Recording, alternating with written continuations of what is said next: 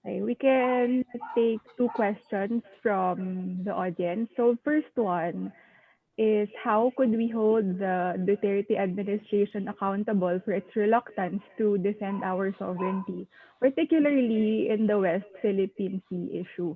And I think this would be best answered by Professor Simbulan. Sir. Okay. Well, there is no substitute to public opinion, no. And I'm glad that despite the uh, efforts of some manipulators, no, and operators behind the scene, no, uh, whose Facebook accounts have been terminated by Facebook, no, uh, there are people who still hold dear the truth, no, and accountability and fact checking, no, to the point that they're willing to do something, no. Kanina nabanggit ni Ed yung ideas ni Bobby ukol sa human rights, no. Despite all the propaganda machinery of this government, no. In fact, last year, uh, uh, a delegation, high-powered delegation of the government, including some uh, generals, no, and from the intelligence and also the PC, presidential communication office, they went around Europe, no, red tagging human rights organizations in the Philippines and trying to lobby with the UN Commission on Human Rights. Some of them even went to the United States, no, holding forums, demonizing human rights defenders in the Philippines, and even justifying those who are being killed. No, despite all this propaganda, no, the international community, including governments, no, do not believe this propaganda machine. And this is, I think, because of the continuous efforts, despite all the harassment of our people, no, including lalo na yung mga lawyers, human rights defenders, both in the Philippines and outside, who are countering effectively this propaganda, no. So ganun din sa ganun din sa sovereignty, and I think the pressure is already being felt by the government, no. It's isolated dito sa stand niya. Yung in the past, yung it's wavering on the West Philippine Sea. So recently we heard in the President Duterte's message before the UN that there is some change, no, in his in the government's positioning, no, with regards to the West Philippine Sea, and it is now using the framework of the decision of the International Arbitration Tribunal on the West Philippine Sea as basis on UN Convention on the Law of the Sea as basis for its positioning. So I hope this pressure continues, but even this early, as I mentioned in my presentation earlier, this early we should be preparing for 2022, no, para mailuklok natin yung leader dyan, no, leader na papalit, para hindi magpatuloy ito, kasi those in power now, no, are so obsessed with keeping themselves in power, di ba? They're so obsessed even to the point of suggesting extra constitutional or unconstitutional methods like a so-called revolutionary government, which is actually anti-revolutionary, no, in essence, no. So yun lang. I think that's the best way we can hold this government accountable, and the more pressure we place, keep on educating people, no, in many ways, small ways we can, tapos organizing groups, no. I think these are these are the essential things that we need to do. Thank you.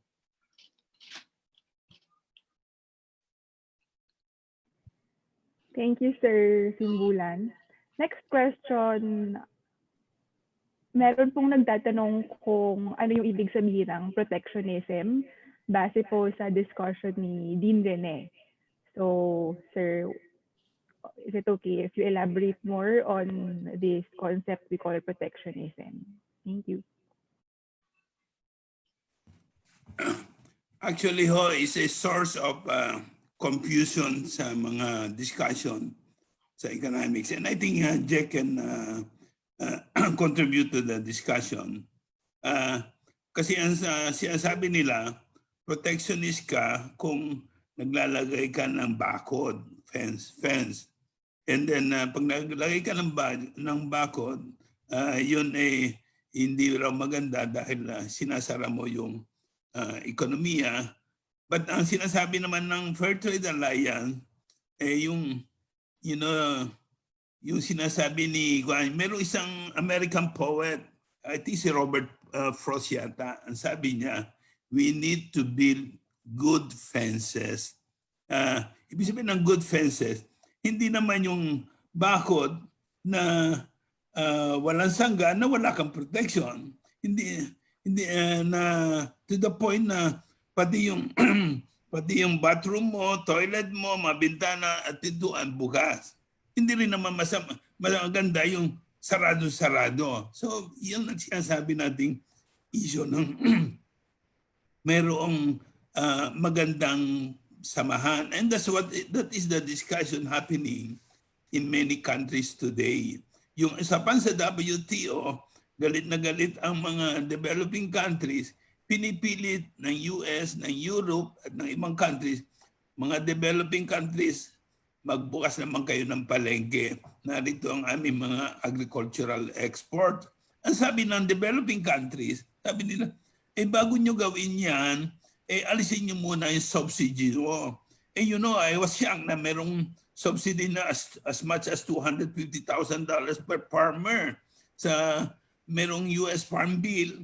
Ang EU naman may Common Agricultural Policy. In other words, the global economy is not so balanced. At yung sinasabi ni Kababi sa isang speech niya, kinakailangan fair and balanced. Paano mo isasabay sa boxing, maglalaban under equal rules, so-called ng free trade, ang isang heavyweight at isang lightweight? Hindi tama yon. That's why merong isang prinsipyo na itinataguyod po natin, spatial and differential treatment. Because not all countries are created equal.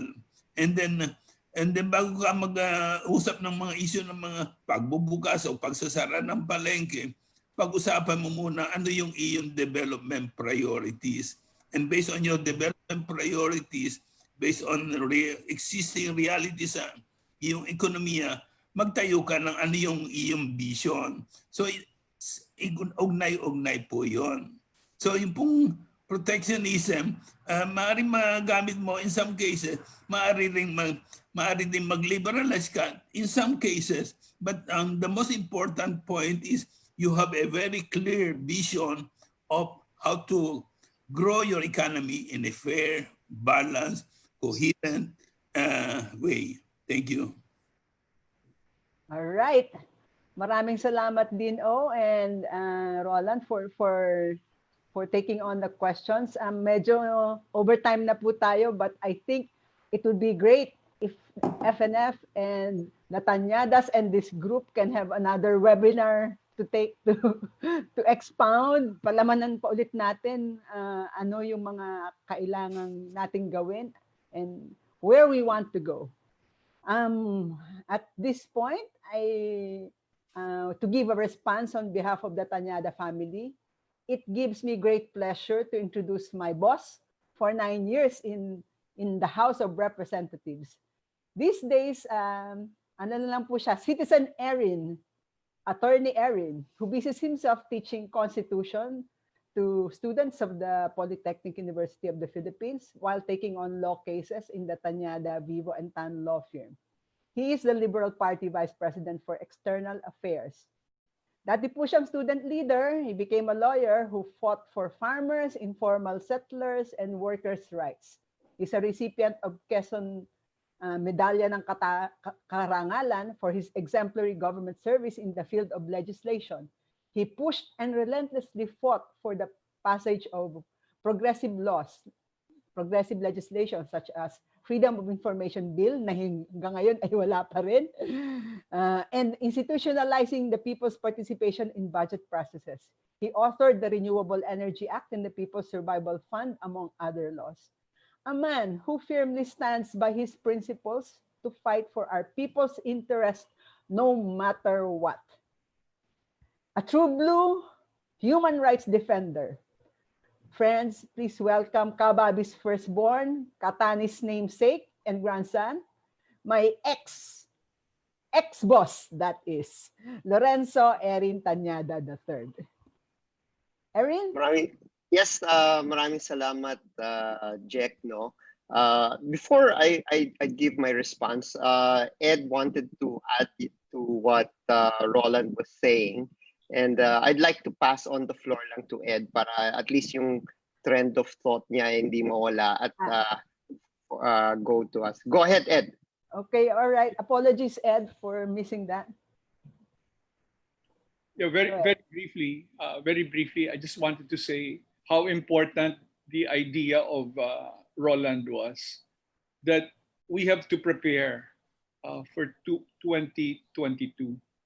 You know, and the best way of preparation for me is to begin to identify servant leaders in our midst, you know, at the national, local, you know, and both elected, public officials, or, you know, citizen, you know, servant leaders, because that will be the core, the core of our, you know, reinventing resistance. You know, we have to resist from the ground. You know, I watched the debate last night between Trump and Biden, you know, and I said, you know, what a farce, what a disgrace. We need in the country, we have to prepare. We have to prepare. And then secondly, we have to begin to organize, you know, especially among our youth to prepare for 2022. Because even in the House right now, you know, House of Representatives, within the circles, you know, I believe that they're already preparing the ground. And we cannot leave things to chance.